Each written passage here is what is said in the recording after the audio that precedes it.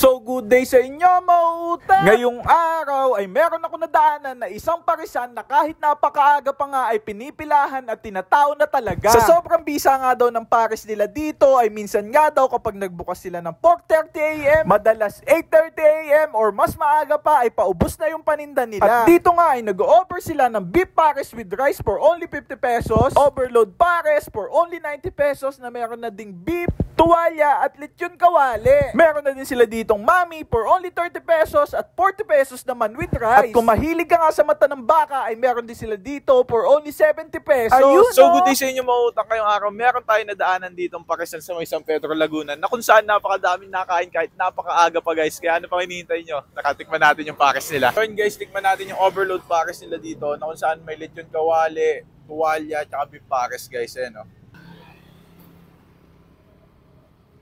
So yun guys, 90 pesos lang. Tikman natin.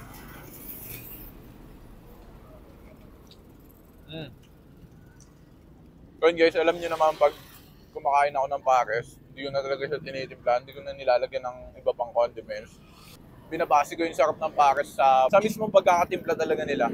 And ito, masasabi ko napakasarap. Hindi siya kagaya ng ibang pares na sobrang alat.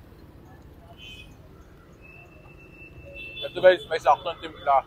Pwede ka pa mag-add ng condiments. Sa ibang pares na sinatikman ko, sobrang alat na eh, no? Panalo to. Sobrang top na yung sarap.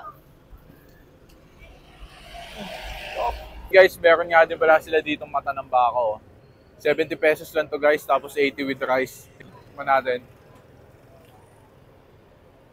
May no, mata oh.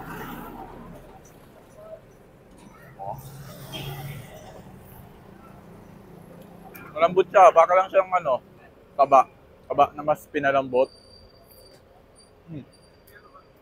Sarap, panalo, sarap.